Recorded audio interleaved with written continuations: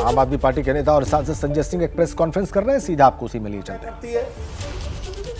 तो 50 साल तक बीजेपी राज करेगी, ये देश के गृह मंत्री अमित शाह जी बोलते हैं। दूसरी बात,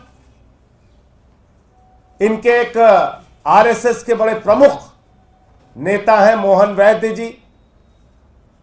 2017 का उनका बयान है, वो कहते हैं देश में आरक्षण खत्म होना चाहिए।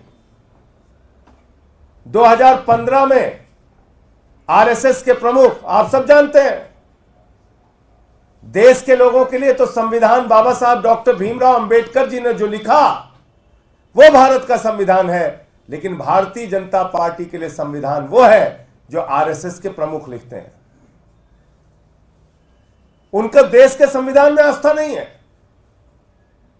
क्योंकि देश के संविधान को तो बदलना चाहते हैं, तार तार करना चाहते हैं। वो किसके संविधान को मानते हैं? वो आरएसएस के प्रमुख मोहन भागवत के संविधान को मानते हैं। जो नागपुर का संविधान है वो भाजपाइयों पर लागू होता है, भारत का संविधान वो नहीं मानते, भारत के संविधान में उनकी आस्था नहीं है। और इसीलिए देखिए आप, प्रधानमंत्री ने कितने अहंकार में कहा, खुद बाबा साहब आ जाएं तो संविधान बदल नहीं सकते। ये किस बात का चैलेंज आप दे रहे हैं बाबा साहब को?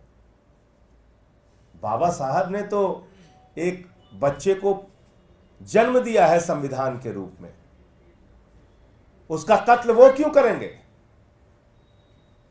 वो क्यों कोई बदलाव करेंगे? इसका मतलब बदलाव की मंशा आपके और आरएसएस के और संघ के मन में और नागपुर में बैठे हुए लोगों के मन में है। और इसीलिए देश का गृह मंत्री खुलेआम कह रहा है 50 साल तक देश पे राज करूंगा, क्योंकि जब चुनाव खत्म हो जाएगा, आरक्षण खत्म हो जाएगा, रसिया के पुतिन का राज हो जाएगा, किम जोंग का राज हो जाएगा, तो क्या जरूरत है चुनाव कराने की? तो मैं आपको बता रहा था कि मोहन भागवत ने 2015 में बिहार विधानसभा के चुनाव के पहले कहा कि देश के अंदर आरक्षण खत्म होना चाहिए, आरक्षण की समीक्षा होनी चाहिए। फिर एक बार बीजेपी पर हमला बोला है आम आदमी पार्टी नेता संजय सिंह ने, और पूरी बात आपने सुनी।